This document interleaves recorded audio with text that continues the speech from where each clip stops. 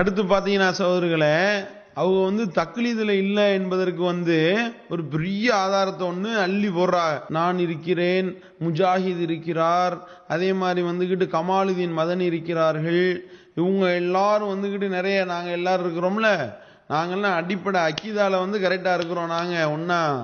ஆனால் நாங்கள் என்ன செய்வோம், பிரிவு விஷயங்கள் மசாயில் விஷயங்களில் நாங்கள் கருத்து வேறுபாடு கொள்வோம். இதுக்கு பேர் தான் தக்லீத் இல்லாததான். ஏன் கருத்து வேறுபாடு இருந்தா தான் அது சத்திய கொள்கையா, புது உசூலு. இந்த உசூலை எவன் சொன்னான்னு தெரியல, எங்க இருக்கா அப்படி? அது மாதிரி சகோதரர்களே, உங்கள்ட்ட தக்லீது இல்லைங்கிறீங்களே, நீங்க ஒரு குறைஞ்சபட்சம் என்ன செய்யணும், இமாம்கள் பாருங்க, நாங்கெல்லாம் பல்வேறு கொள்கை ஒரே கொள்கையில தான் இருக்கிறோம். இப்ப உதாரணமா நான் ஷேக் முஜாஹித் அவர்கள், அது மாதிரி ஷேக் இஸ்மாயில் சலஃபி அவர்கள், அன்சார் தப்லீகி, ரயீசுதீன் சலஃபி, இது மாதிரியான டாக்டர் ரயீசுதீன், இப்படி பல்வேறு சகோதரர்கள் நாங்களாம் என்ன செய்யறோம். அது மாதிரி தமிழ்நாட்டில் கமாலுதீன் மதனி, இப்படி பல்வேறு சகோதரர்கள் ஒரே கொள்கையில தான் இருக்கிறோம். ஆனா எங்களுக்கு மத்தியில எல்லா விஷயங்கள்லயும் ஒற்ற கருத்தா இருக்குது. பேசிக்கான விஷயத்துலதான் ஒத்த கருத்து இருக்குமே தவிர, ஆனா மசாயில் பிரச்சனைகள் வரும்போது ஷேக் முஜாஹித் ஒன்னு சொல்லுவாரு, நான் ஒன்னு சொல்றேன், அதுல எங்களுக்கு மத்தியில கருத்து வேறுபாடு வருது. இப்படித்தான் சத்தியத்துல இருந்த இமாம்களுக்கு மத்தியில எல்லாம் அடிப்படையான விஷயத்துல அக்கீதா விஷயங்கள்ல ஒத்துமை வந்துச்சு. ஆனா பிரிவு சட்டங்கள் மசாயில் விஷயங்கள்ல எல்லாம் கருத்து வேறுபாடு வந்துச்சு. அதுதான் அவங்க சத்தியவாதிங்கிறதுக்கு அடையாளம். இப்படிலாம் வேறுபட்டாலும் ஒரே கொள்கையில் நாங்களாம் இருக்கிறோம். எங்களுக்கு மத்தியில என்ன நிலை இல்ல, இவர் சொன்னதான் அவர் சொல்லணும், அவர் சொன்னதான் இவர் சொல்லணும், எனக்கு மாத்தமா நீ ஏன் பேசுற, இப்படிங்கிறது இங்க இல்ல. ஏன் இங்க தக்லீது இல்ல. அதனால இந்த மாதிரியான ஒரு நிலை இங்க இருக்குது. ஆனா டிஎன்டிஜில எத்தனை தாயிகள் இருக்கிறீங்க நீங்க, எத்தனை அழைப்பாளர்கள் இருக்கிறீங்க. அல்லாஹ் எல்லாருக்கும் ஒரே புத்தியவா வழங்கி இருக்கிறான்.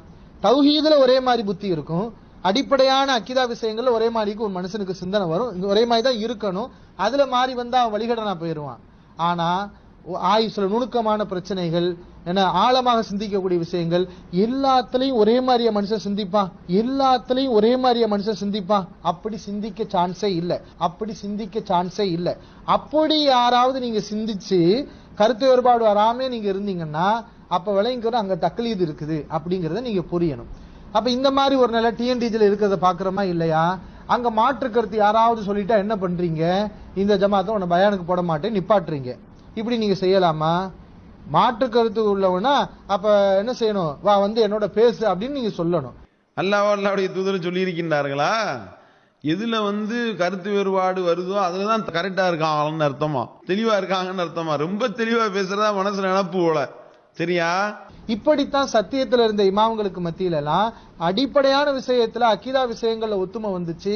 ஆனா பிரிவு சட்டங்கள் மசாயில் விஷயங்கள்ல எல்லாம் கருத்து வேறுபாடு வந்துச்சு. அதுதான் அவங்க சத்தியவாதிங்கிறதுக்கு அடையாளம். இது எவ்வளவு பெரிய ஒரு கிறுக்குத்தனமான ஒரு வாதம். அதாவது ஷேக் முஜாஹித் இருக்காரு, கமாலுதீன் மதனி இருக்காக, அன்சாரி தப்லீகி இருக்காக, அது மற்றும் நிறைய சலப்பு கொள்கையில இருக்கக்கூடிய தாயிக்கள் எல்லாம் இருக்காக, கருத்து வேறுபாடுகள்லாம் நிறைய இருக்கின்றது. அக்கீதா விஷயத்துல நாங்கள் ஒன்றாக இருப்போம் என்று சொல்றீங்களே, சவுதி ஜாலியாத்து விஷயத்துல சொல்லுங்க பார்ப்போம். அப்படி சவுதி ஜாலியாத்துல எடுத்த முடிவுகள் இருக்குல்ல, அந்த முடிவுகள்ல இப்ப கருத்து வேறுபாடு அறிவிக்கணும். என்ன, சவுதி ஜாலியாத்துல எடுத்த முடிவு தப்பு அப்படின்னு வரணும், இப்ப அறிவிக்கணும். இப்ப அறிவி பார்ப்போம். பின்பாஸ் வழங்கிய ஃபத்வாக்கள் மார்க்கத்துக்கு முரணானவை அப்படின்னு ஒரு 10 அள்ளி போட வேண்டியதானே. ஜாலியாத்தில் இருக்கக்கூடிய முடிவுகள் கிறுக்குத்தனமானவை, மார்க்கத்துக்கு முரணானவை அப்படின்னு ஒரு 20 அள்ளி போடுங்களேன். அது எப்படி ஜாலியாத்துல சொல்றது மட்டும் எல்லாருக்கும் ஒரே மாதிரி கரெக்டா பொருந்து போகுது? ஆயுசுல நுணுக்கமான பிரச்சனைகள், என ஆழமாக சிந்திக்கக்கூடிய விஷயங்கள் எல்லாத்துலயும் ஒரே மாதிரியா மனுஷன் சிந்திப்பான். அப்படி சிந்திக்க சான்ஸே இல்ல. அப்படி யாராவது நீங்க சிந்திச்சு கருத்து வேறுபாடு வராம நீங்க இருந்தீங்கன்னா அப்ப விளங்கிக்கிற அங்க தக்லீது இருக்குது அப்படிங்கறத நீங்க புரியணும். தக்லீது இல்ல கேட்டா, இதுதானே தக்லீது. நாங்க எல்லாத்துலயும் சில இதுல நாங்கள் முரண்படுகிறோம். முரண்படுவீங்க. எதுல முரண்படுவீங்க? ஜாலியாத்து எதை சொல்லலையோ, எதுல ஃபிரௌனுடைய உடல் சம்பந்தமா சொல்லப்படல அப்படின்னா அதுல ஆளுக்கு ஆளு கருத்து சொல்லுவீங்க. பின்பாஸ் ஃபத்வால கருத்து முரண்பாடு வருமா? சொல்லுங்க பார்ப்போம். சீட்டை கிழிச்சு அனுப்பிடுவாங்க. அவ்வளவுதான். அப்புறம் சாப்பாட்டுக்கு சிங்கி அடிக்க வேண்டியதுதான். சவுதி சல்லிலாம் வராது. அப்ப சவுதி சல்லிக்கு சிங்கி அடிக்கிற போது மட்டும் எல்லாம் ஒரே மாதிரி மண்டை வேலை செய்தோ. அல்லாஹ் எல்லாருக்கும் ஒரே புத்தியவா வழங்கி இருக்கிறான். அல்லாஹ் எல்லாருக்கும் ஒரே புத்தியவா வழங்கி இருக்கிறான். எங்களுக்கு மத்தியில என்ன நிலை இல்ல? இவர் சொன்னதை தான் அவர் சொல்லணும், அவர் சொன்னதை தான் இவர் சொல்லணும், எனக்கு மாத்தமா நீ ஏன் பேசுற, இப்படிங்கிறது இங்க இல்ல. ஏன் இங்க தக்லீது இல்ல. அதனால இந்த மாதிரியான ஒரு நிலை இங்க இருக்குது. ஒரே மாதிரி சிந்தனை வருதோ, ஒரே புத்தியோ, கருத்து வேறுபாடே வராது உங்களுக்கு. அப்ப மட்டும் ஓகே, பிரச்சனை இல்ல. அது அல்லாத விஷயங்கள்ல எங்களுக்கு கருத்து வேறுபாடு வந்துக்கிறோம். வரட்டுமே, பாப்போமே, கேட்டோம்ல.